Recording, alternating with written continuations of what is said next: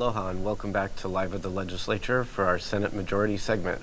I'm the Senate Communications Director, Jesse Broder Van Dyke, and this week, continuing our Mililani area theme of today's show, we have Senate Vice President Michelle Kidani. Thanks so much for fighting traffic to be here with us this morning. Thank you. Aloha kakahiaka. Aloha. As chair of the Education Committee, you're advancing a measure right now to increase teacher pay. How's that going to help our teachers, and why is that important right now? Well, Senate Bill 2488 is extremely important to me and my colleagues because we all know that teachers do not get paid as much as they should be. We have already passed it out of our Senate Education Committee, and the gist of the bill is that we are appropriating $25 million in this next year's budget, and it can be used in three ways. The bill, the $25 million can be used to continue the appropriation that is happening now to raise the salaries of teachers that are in the special education field or Hawaiian immersion or the hard-to-fill geographic locations. Or it can be used to address the compression or the steps that our veteran teachers need to, increase the level of pay that they have not been able to get because the steps, they have met the highest steps already, or a combination of the two. And I'll say that however it's used, it has to be agreed upon with a memorandum of agreement between not only the DOE but the teachers union, HSTA. Okay. Sounds like a lot of people will be following that measure as it moves forward.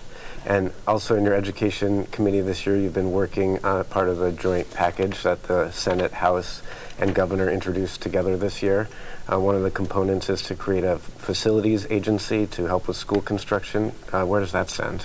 Correct. So we also passed this bill out of the Senate Education Committee.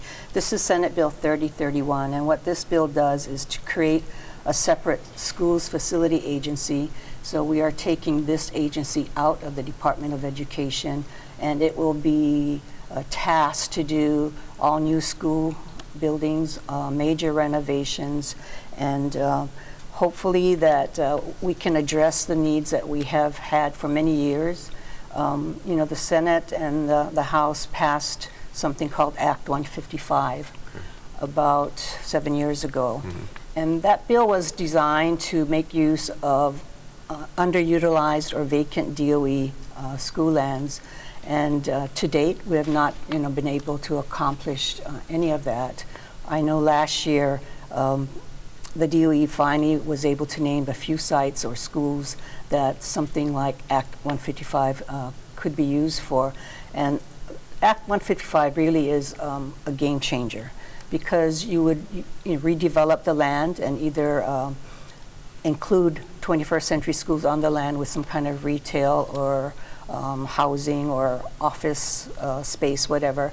And the gist is to use the lease that we get, that the DOE would receive from this, to generate revenues needed for all major renovations that would have and should be happening in our schools, our 271 public schools, which are, mostly over 50, 60 years old.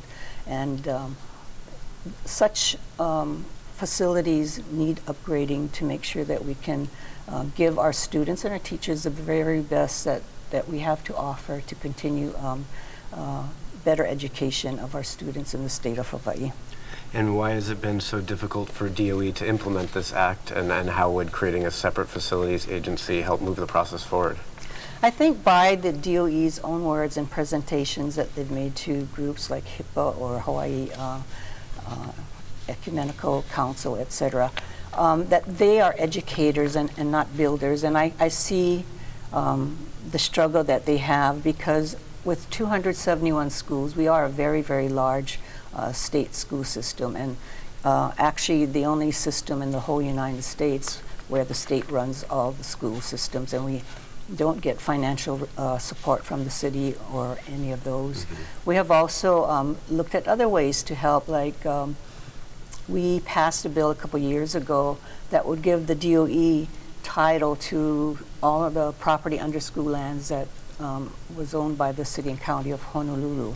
we also propose bills and pass bills that would extend the amount of years that we could do leasing for up to 99 years now. It would make it easier to for developers and financiers to want to lease our school properties and have the lease go back, the lease rents and retail funds go back into the DOE.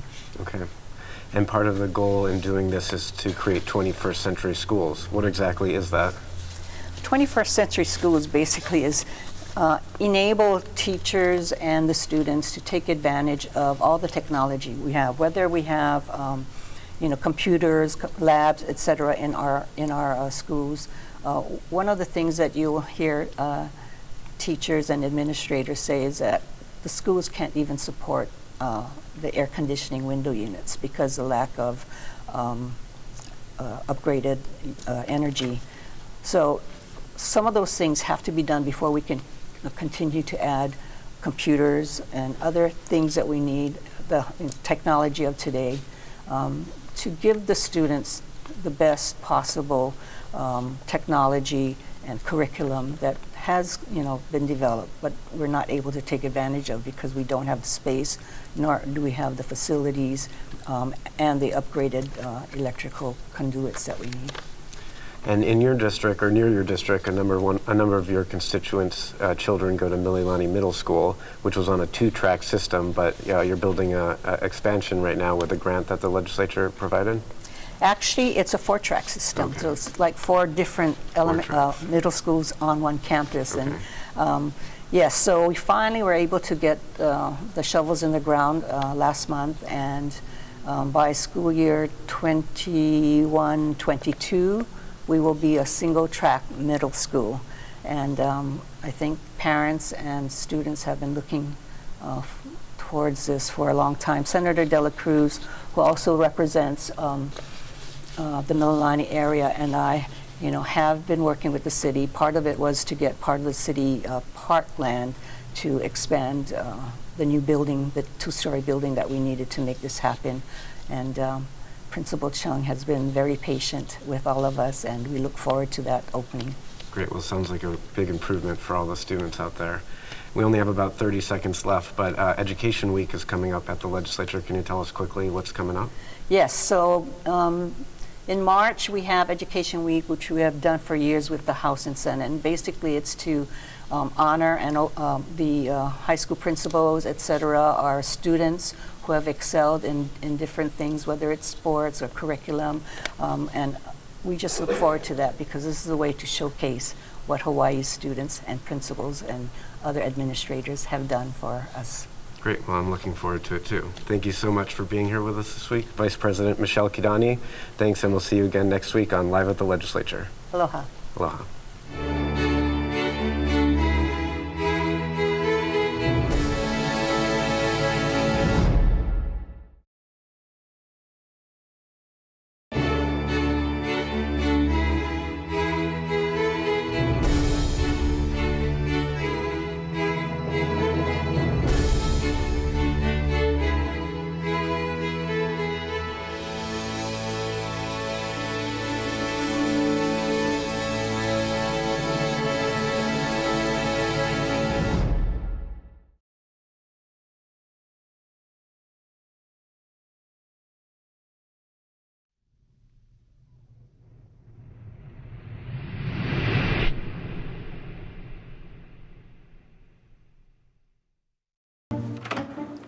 What are you doing? We have to go. I'm gonna be late for work. It's Tuesday morning. I gotta record live at the legislature on Alelo. Senate and House leadership discussing what's happening at the state capitol. So just watch it on the news tonight. Come on, let's go. Hey, this is like getting the news before it's news.